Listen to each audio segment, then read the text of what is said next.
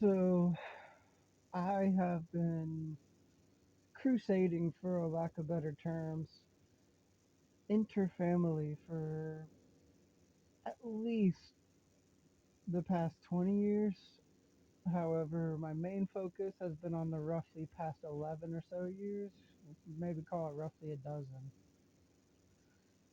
And what this has been is a very complex releasing of information to do everything in my power to prevent people from self harm.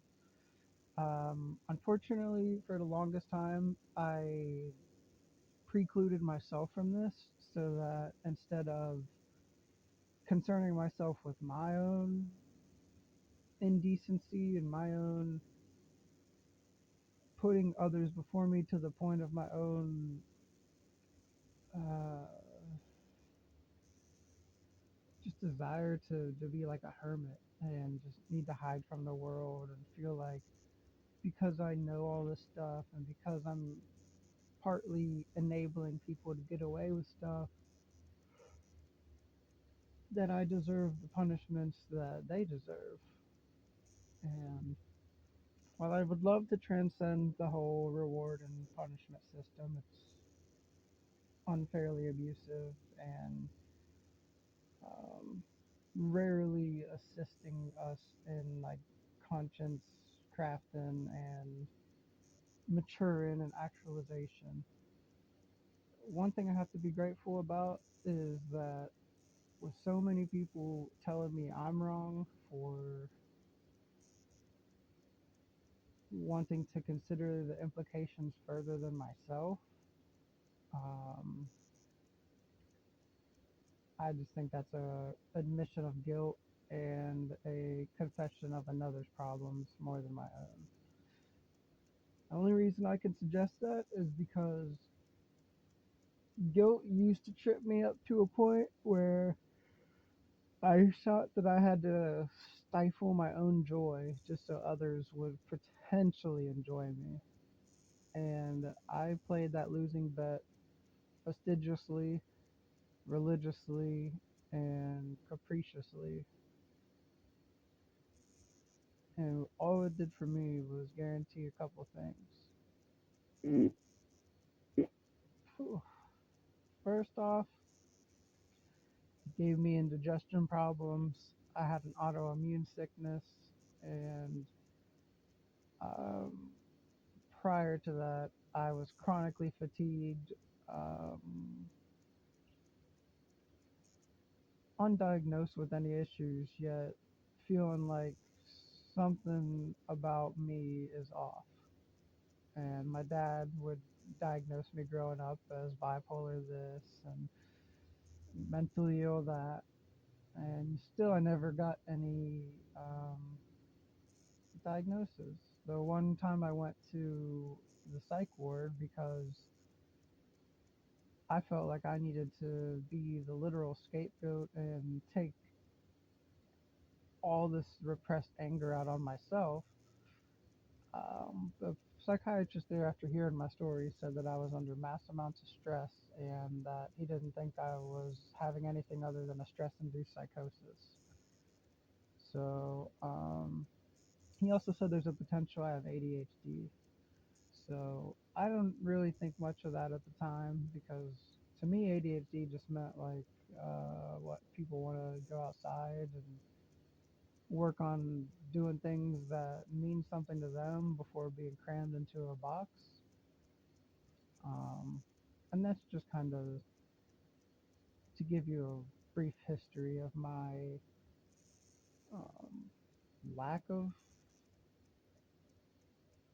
being framed by professionals, whereas at home I was being called a predator by my very parents and told that it's not my story to be sharing, and should I ever do so, um, more or less I would be ruined and I would be ruining my younger family's lives, and that because of that, their slander was justified. Part of me doesn't even want to keep sharing the story because I understand that spiritual folks out there are going to be like, you're just reliving your trauma and keeping it alive. And I honor that. However, you're right. I do want to breathe life into the dead parts of me, or the deadened and numbed, and feeling as if because I struggled with communication and my brain struggles with that on some level, because I was a child and because I was still developing and because I had more role models on TV than in my family. I had more role models from books. I had more maturity coming from kids my age telling me the truth about what they're going through, than people who I'm supposed to be able to go to and talk about these issues with ever made me feel. And then even sometimes when I did um, initiate these kind of conversations and slowly start coming out with this kind of energy and emotions and feelings and as much proof as one can have by having memory of what happened. And um,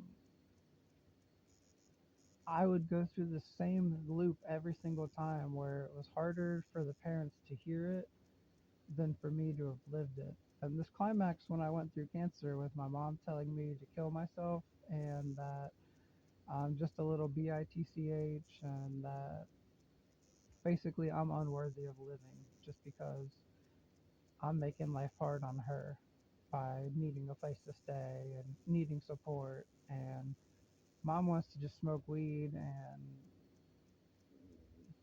complain about how nobody helps her, and yet she's so kind and helps everybody, which is really just saying she has no boundaries at work and she lets people take advantage of her because unfortunately that's what she was taught. She was taught to just marry somebody wealthy and that'll be enough for her. So she lacked on getting the proper skills to be self assured, more or less, and to give herself a life that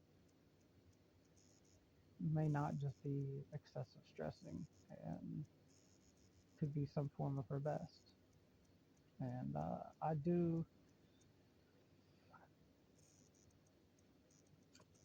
do think that she deserves better, and that um, she deserves everything that she thinks I do. However, my better to her is worse. My better is sharing intimate details about what we've went through so that we can understand each other and talk about things uncensored and honor our soul's needs. To her, that is blasphemy. And every time I bring up something I went through, I have to hear about how much she went through and how much it hurts her to hear what I went through. It's very rarely am I being consoled or even shown any form of condolence, or um, it's usually twisted into a dig at my father or his wife or some of the other siblings that she's only seen a handful of times even in her life. And um, my emotions become fuel for ammunition and war. And all it shows me is that anytime I'm struggling to process deeper, darker grief, that I just have to get mad at other people, and that makes it okay. And clearly it's not okay, nor is she okay. So with all my parents having this pattern, it's lead me to suspect that behind the scenes they're still interacting. And this is just an accusation right now. I have no validity of this, and this could even be exaggerated. I just have heard the same phrases come out of their mouths. And I know on one hand, like, yeah, mom and dad made me and they're familiar with each other. So it makes sense that if every once in a while they say something the same, that it's because they still feel mentally attached to each other the same way that we all somewhat do to exes. And again, whether or not they're actually still interconnected nowadays, it would be both surprising and unsurprising. However, anytime I've attempted to go no contact with one, they've both started asking me the same questions. Have you spoke with your dad? Have you spoke with your mother? And attempted to undermine my own relations with them because clearly they still want some form of relation, even if it's negative, even if it's through Tyler and I, even if it's sending hate mail. What they've taught me is that it's okay to be angry without responsibility, and I deny that.